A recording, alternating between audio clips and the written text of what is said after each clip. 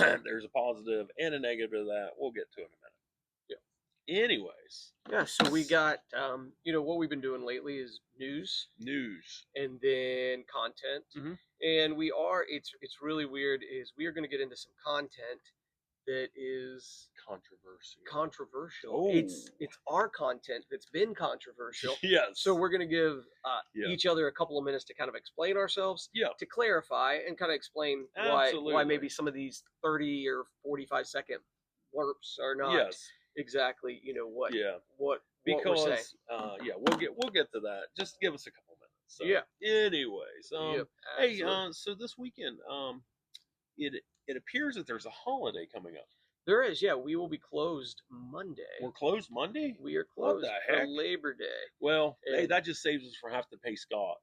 Yeah, that's mainly what Yeah. my goal is. Yep. Is to try not to have to Not pay Scott. pay Scott. Yeah, Yeah. absolutely. So. Yep, for Yeah. sure.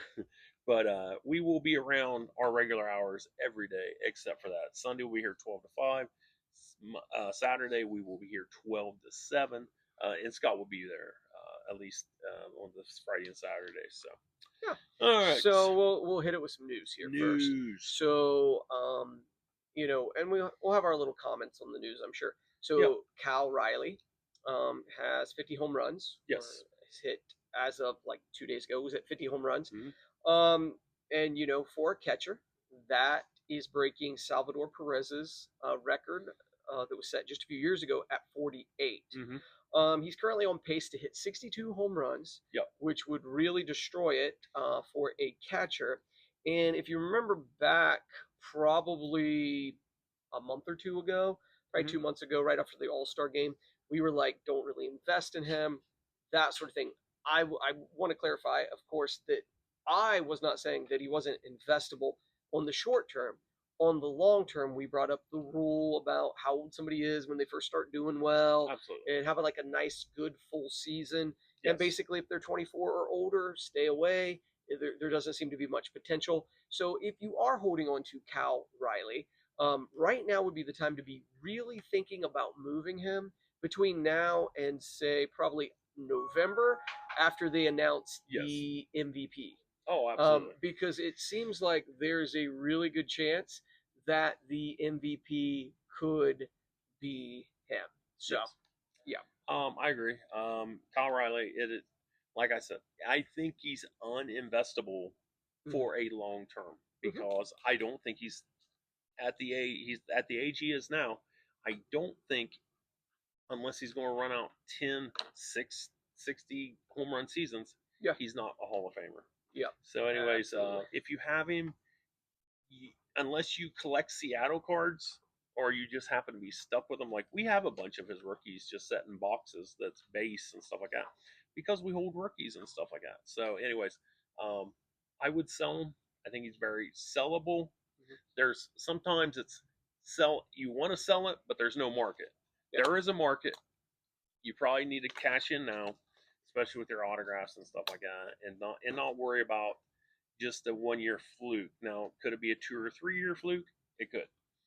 But I also, before I was with Judge and with Judge's injury, he has outpaced him, and with having the most home runs as a catcher, definitely didn't realize that. So, yep. And so what you got? Yeah, and then another big thing that happened was Mr. Wonderful buys. Are you talking about Bobby? Yes. I didn't realize that Bobby had that type of money. Yes. Mr. Wonderful buys a big card, and matter of fact, it was one of the biggest, if not the biggest, purchase in history. Yes. And so, what card was it he bought? Okay, so he bought the it was a double logo man autographed, and it was Kobe and Michael Jordan. So that is the question is, will that reset the market? Because somebody that has the type of money, it was like almost $13 million by the time he has seller fees and all that. They didn't buy it because he wanted to settle it. He bought it as an investment that he doesn't have to take a loss on it. He'll never take a loss on that card. He'll die with it, basically, because you can afford to if you got that type of money. Now, if you get a lot of people coming in the market Now, even though it's late to buy that stuff, you're looking at a whole new level. Hmm. I mean, because we know a lot of dealers, we know a lot of people, and selling a card for $1,000, that's pretty big to a lot of people. Selling a card for $5,000, that's a lot to a lot of people. But there are people out there that sell hundreds of thousands of dollar cards and $1 million cards. We do not necessarily know those people, Hmm. but yeah, it's how will the industry be affected by that? I don't know, and it's probably a good thing to have an interruption in that market. So, So many other YouTube creators and stuff did content around the idea, even leading up to this, that the high end market has seen some of the biggest jumps. mhm. And so we might touch base on that again when we talk about some of our Mhm. controversial thoughts that have gotten some traction Yeah, online. But hate. there seems to be a growing group of people interested in extremely high end Mhm. cards. So, last news thing before we jump into some content is Caitlin Clark cards have dropped on average 20 to 25% in the last 30 days. Mhm. So basically, she got hurt. Mhm. She's been out, but she was the darling of the hobby as far as Mhm. anything to do with women's Yeah. sports. WNBA, she was the face of that, and her being hurt has made a significant difference. Is it a temporary dip? Of course it is. I bet if she comes back, unless there's some thing that's given us this idea that she's going to have a history or she's regularly going to be hurt, Mhm. just now might be a good time to be buying her cards if those injuries appear to you to be minor. Yeah. So, the thing is, everybody is when you go to buy something, you always want to buy as cheap as you can. And then Hmm. as the market goes up, you realize you have to pay more. And Hmm. that's basically it's the fear of missing out. So you're like, oh man, I need to get a prism. I need to get a prism cracked ice. I need to get this. I need to get that. It's the fear of missing out on everything. For base cards, I'm not talking about your one-on-one autographs and blah blah blah, that huge stuff. I'm talking about your base rookies. Any variation other than numbered under 25, Hmm. you're way overpaying right now. That market can crumble. It wasn't all gonna crumble to nothing, but you're in unprecedented waters. So I've had several people ask me, "Hey, would you buy her stuff right now?" And I would not. I think that the time to sell it is right now, unless you're willing to go to the grave with it, because it's especially with that type of volatility and this newfound love of the WNBA is great, but it also is new people in the market that hadn't been in the market all along and seen the people lose money. So I would, yeah, definitely. It's sad that the prices have came down, but maybe the prices were just inflated and then they finally are leveling out. Yeah, that might be true. So, okay, so let's talk about some content now. Yep. And so, the content we're going to be just a preview for you. The content we're going to be talking about is we're going to be talking about some of our own more controversial clips, and I want to Oh. explain that to you in just a second. We're going to talk about why there's no Tops football or how that's going to affect Mm-hmm. everything, and we're going to talk about why Whatnot and Fanatics Live type formats are Mm-hmm. here to stay Mm-hmm. or not, depending on Your where you opinion, yeah, fall on it. Yeah, your absolutely. opinion on this. So here's what we're gonna do. So the programs and controversial clips that have been getting us a lot of feedback, a lot of comments. We want to kind A of lot of hate. some hate. Well, we want to address those, and here's what I want to explain first. We're using a program, and we might talk for 10, 15 minutes on a subject, Maybe an hour. maybe an hour if it's Bill, and we'll talk on a subject, and then this program, which is a great program, will go and divide these for us, and we Mm-hmm. hit a couple of buttons, and it's going all over social media, Yep, YouTube, everything, all absolutely. at once. It's been amazing, and so, but the downside of that is you're getting a 15-second, 32 Mm-hmm. second, 45-second kind of clip of some of our thoughts. Of So a I'm 3 minute of conversation. a 3 or 4 minute conversation. So I'm going to give us time to kind of explain ourselves, and this might be we're doubling down on some controversial things we've said, and you Yeah. heard us correctly, or it may be that we kind of soften our stance a little bit. Okay. So I'm going to give Bill 2 minutes, and I'm going to tell him something that's got us kind of in trouble, Okay. or getting us some hate. on Yep. social media. Okay. And I'm gonna give you 2 minutes to clarify your position or to Absolutely. restate it. Okay, and then I'll go for it too. Downtowns are about to take a big drop, so go Yes. for that. Okay. So my stance points did not change on that. I've been called an old head. I've been called everything in the book, and I'm telling you right now that those cards have no long-term investability. The only reason why they're hot right now is because everybody's buying them to put them in repacks because it's fun to try to win $1,000 card, even though you spent $200 in that chance to win it. There's no propriety to those cards. There's no autograph to them. Now there are some that are numbered, one a 101, one to number 25. At least you know how many of those are made. There is no chance that Panini gets out of this market once. Here's the my opinion on what's going to happen. On the way out of the business, Panini, if they know that they cannot do any more legal maneuvers to try to stop Topps from taking over the license for basketball and football, what keeps them from putting out a product that has like 6 downtowns or kabooms or whatever you have, whatever case hit you have, be $3,000 a box, but you're guaranteed 6 downtowns? What keeps them from doing it? Nothing. They don't need the autographs. They're already approved by the leagues and stuff like that. So basically, it's them getting a big payday on the way out. The only other thing that they could do is actually tell you how many they made. And if they tell you they made 15,000 of a downtown of Mahomes, that market crumbles because you realize that they're overpriced being out of that. So my stance didn't change. I just think that, like my buddy Bobby says, it's like a hot potato. I've played the game hot potato, and when it lands and the timer goes out, you are stuck with the hot potato. I'm not going to get stuck with a hot potato. Okay. So again, I will respond to this, and again, maybe in the clip, it's Bill who has got more heat for his stance. Yeah. So, but I will address it too. So I don't even need the 2 minutes, but I will go ahead and say it. Yep. Okay. So downtowns are going to go down. 100% yes. Not only do I think they are going to go down like downtowns, uptowns, kabooms, I think they're already going down. I think that if you would look at comps, you would already begin to see that. I think the height of that market was right before the national. And I think by the time we get to another national, you're going to be looking at 30, 40, 50% off those cards by the time that rolls around. So within a year. And there is no, as Bill said, long-term investability in those cards for sure.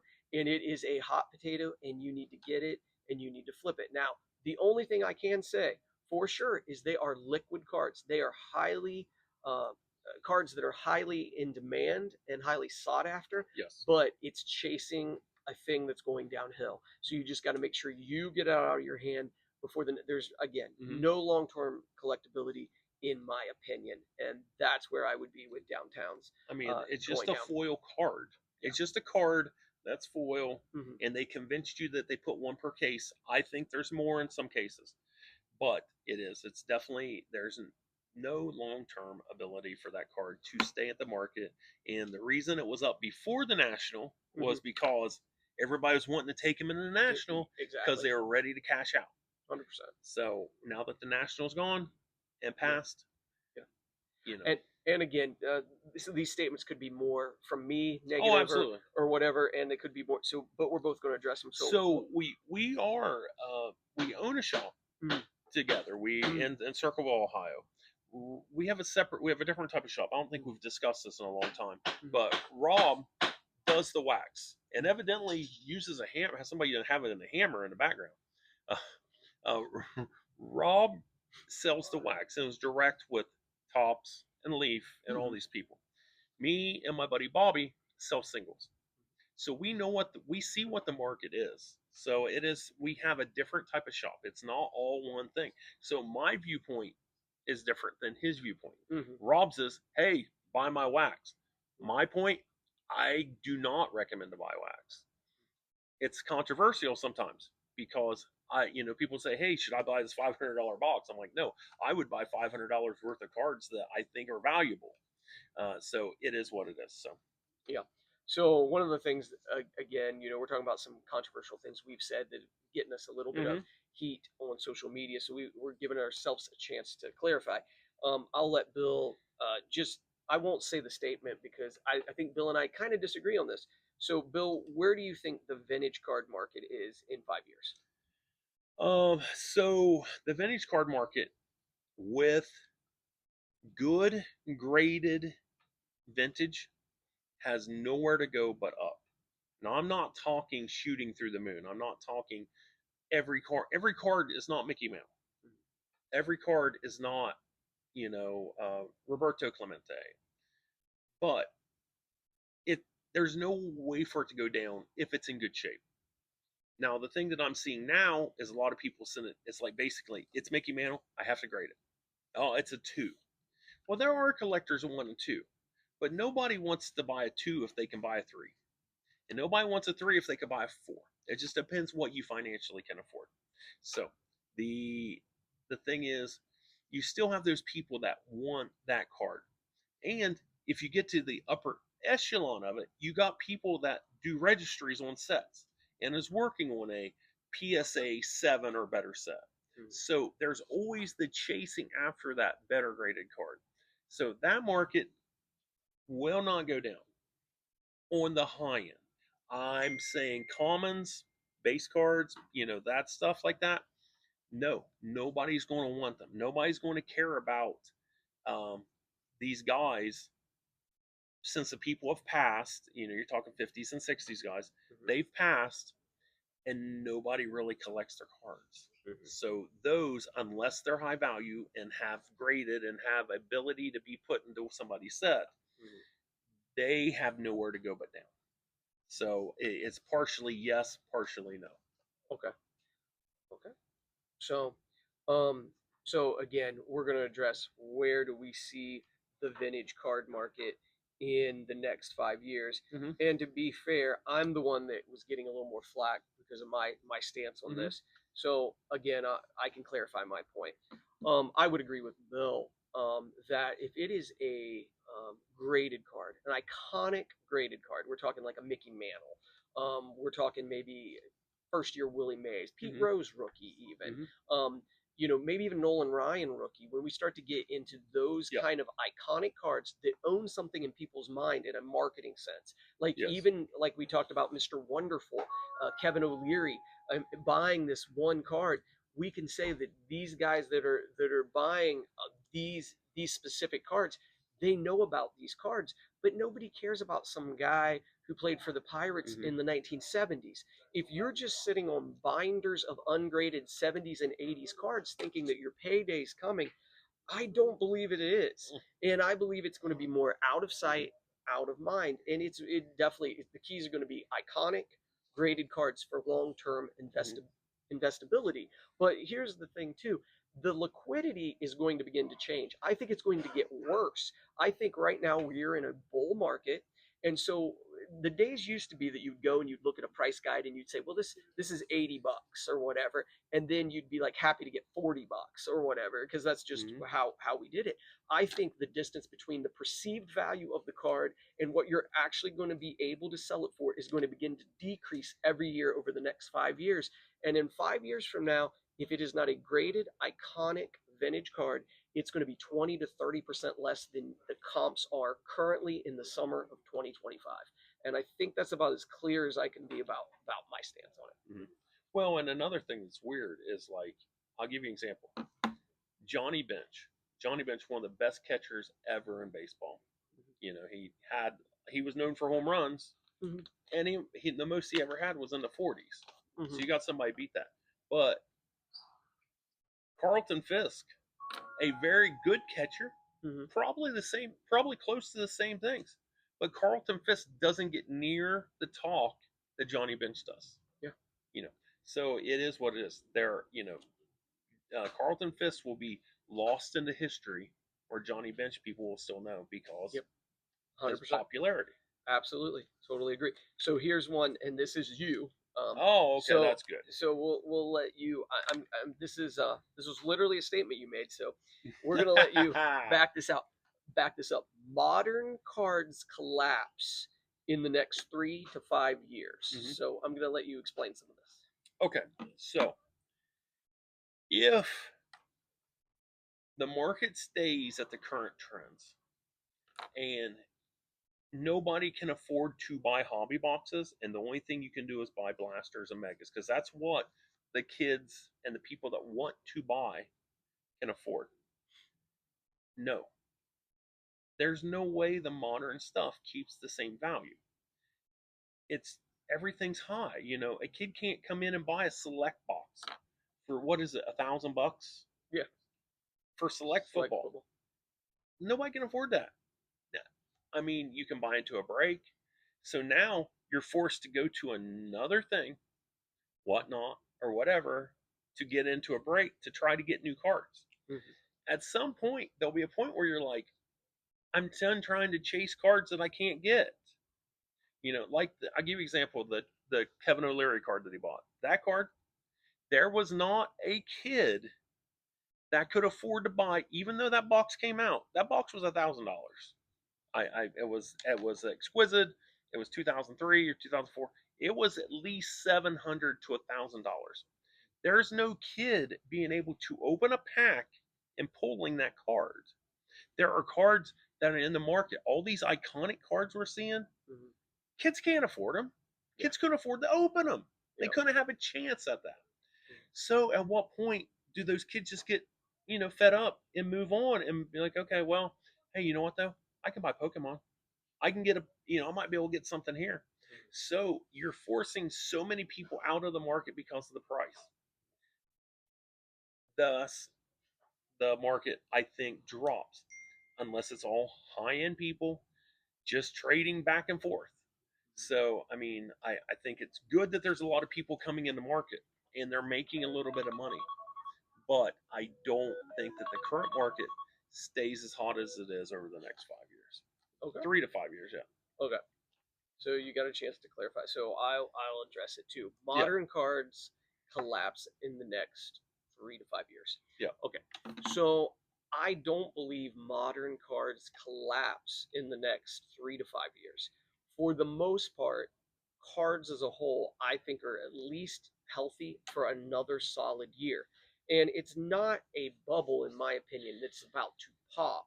It is a bull market versus a bear market.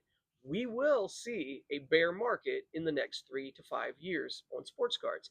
I think it'll go with the greater economy, because collectibles are a secondary thought when things go bad in the economy. So I do think that yeah, overall that we're in okay shape. We will see a downturn again. It'll be a bear market from this current absolute bull market that we're in. And I just want to remind everybody there is a difference between investing and collecting. If you collect what you like, you're going to be set. Hopefully, you collect what you like. Hopefully, it goes up or holds its value.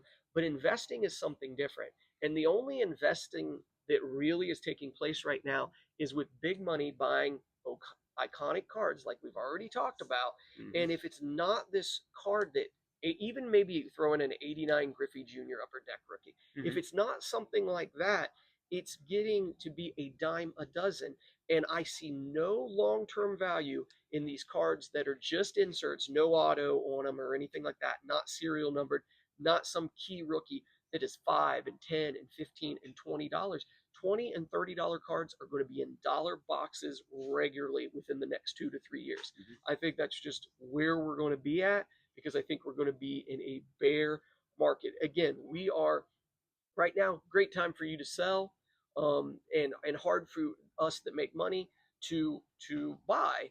We've got to be okay with less profits, but in the future, you're going to be sellers and we're going to be buyers and trying to stretch our profit because it's not going to be near as liquid. Mhm. So that's that. So we wrapped those up to kind of clarify a couple Yep. things we had, but now we will talk about no tops football, and we could just talk about our random thoughts. Yep. We'll give us 3 minutes to talk about it each. Go ahead. No tops football. What are your thoughts? All right. So tops. I don't know. They haven't really came out because I don't think they want this to be public knowledge or whatever.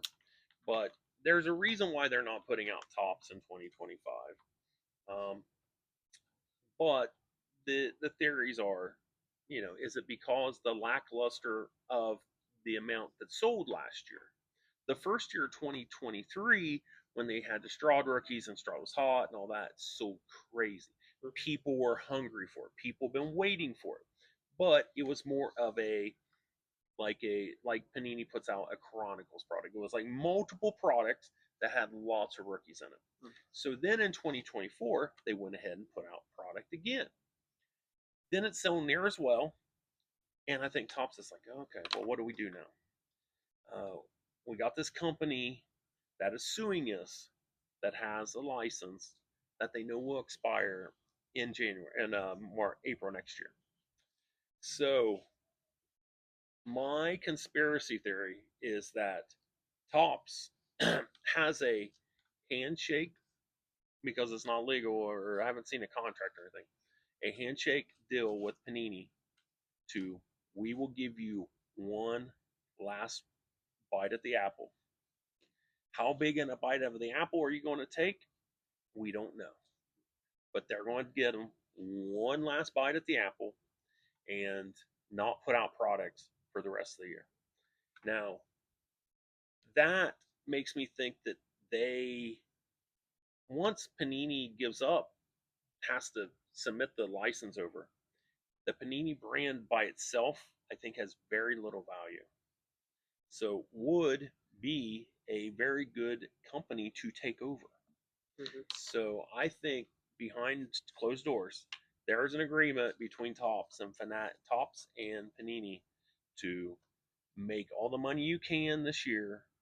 We will buy you at the end of after we attain both the license. We will buy your company, and you move on into the sunset. So that's my opinion. But it doesn't make sense to try to put out another product, especially with the rookie class. The rookie class isn't great, to our opinion.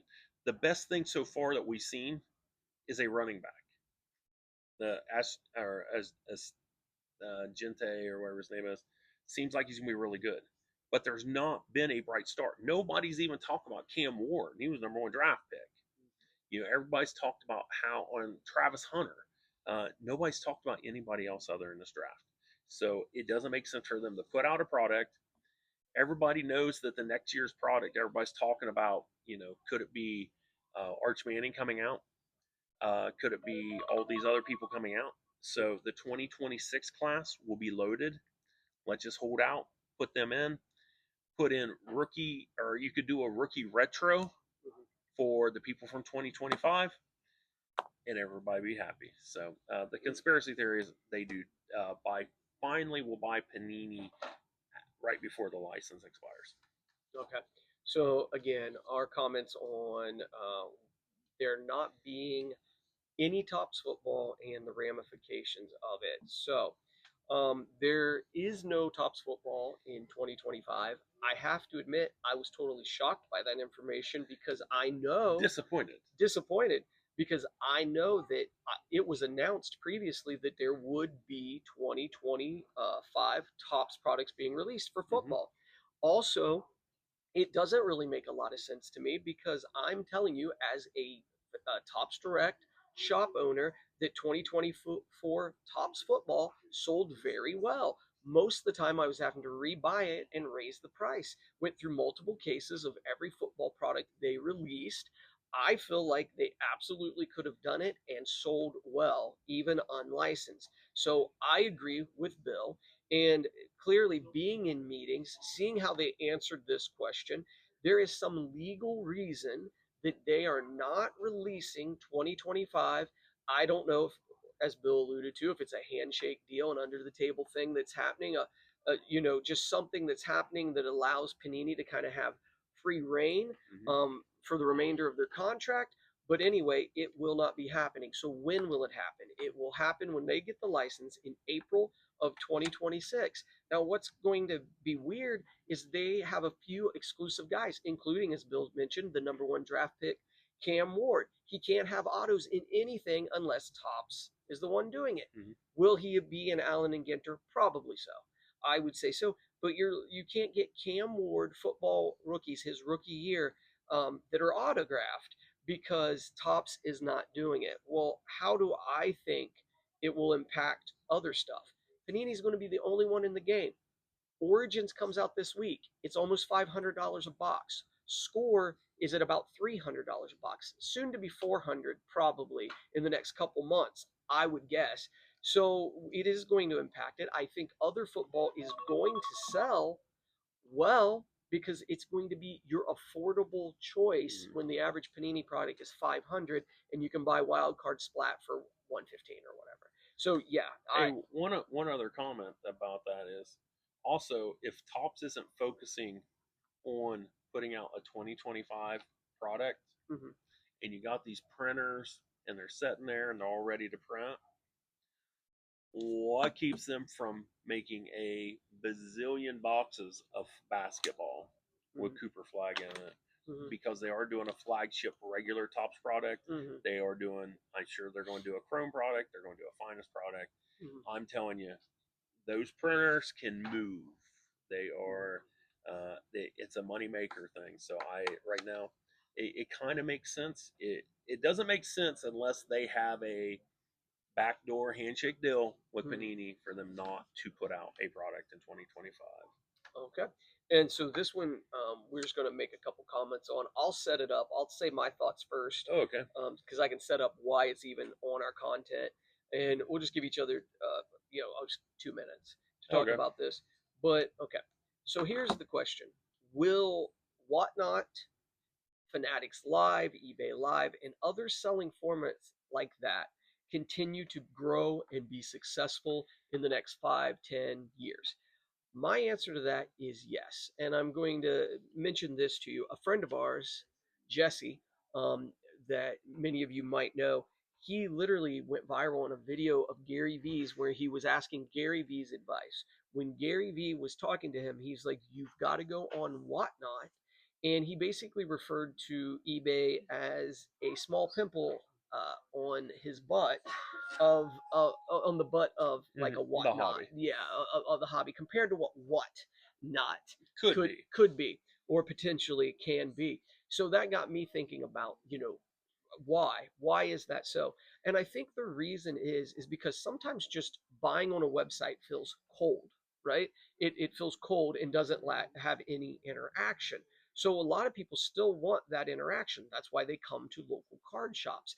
But something like Fanatics Live, Whatnot, is giving you the best of both worlds. You can see me, you can interact with me, you can see my personality, Mhm. but also I'm the guy you bought that box off of or that special card for your PC off of. You can go back to my Whatnot, scheduled at a certain time every week or multiple times every week, and again, do business with me. So it's kind of the modernization of the shops, which we really seen moving forward with COVID and us having to reinvent how we distribute product and how collectors build community. Mhm. So I do believe that Whatnot, Fanatics Live, those things are a must for most people trying to do this, for the average person trying to do this for an income, and maybe even a must for collectors to even be able to get products in the future and to have a well-rounded shop.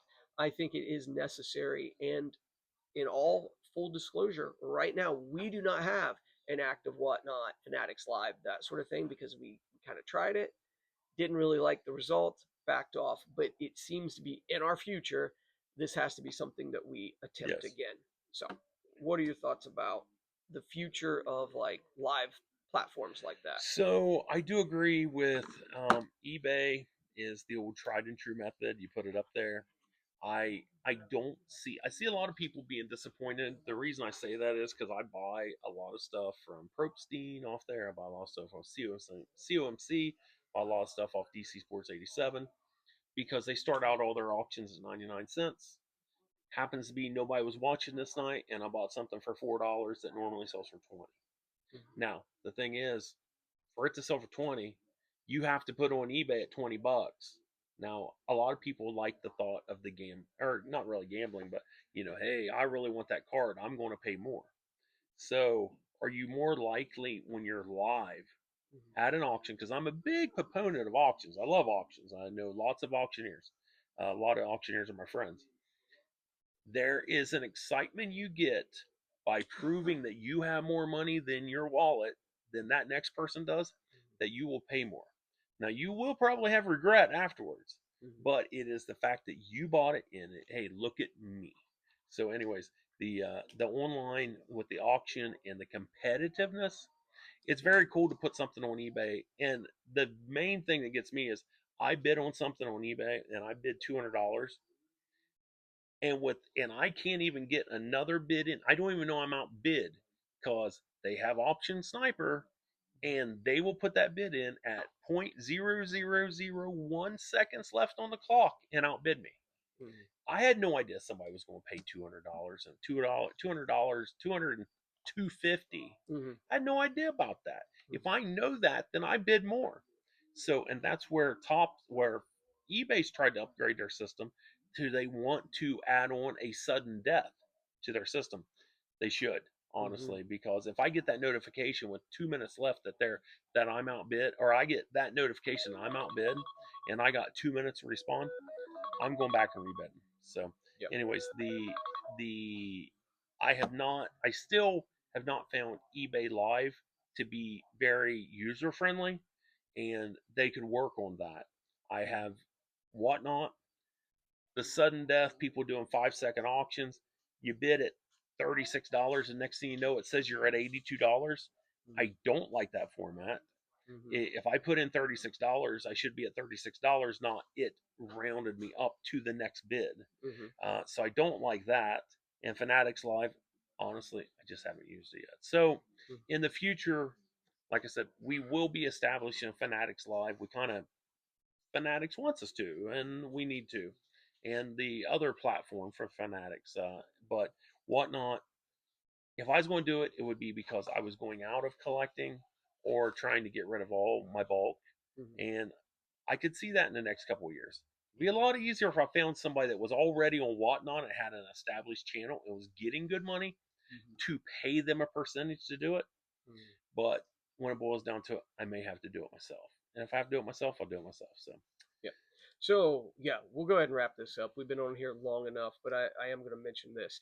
The next big event on our calendar is the Southern Ohio Sports Card Spectacular, and that is held at the Ross County Fairgrounds. It is Saturday, September 13th, and you're not going to be able to jump on social media and not see Rob, something about that show. Probably me, dancing like a unfortunately, monkey. but you're going to see something about that show every day for the next probably 3 weeks. So and it's really going to get getting going to get even crazier as we get closer. So make sure you come to that show if you're just a The rumors customer. is there's gonna be a lot of grab bags given away. There is. I'm working on 100 grab bags.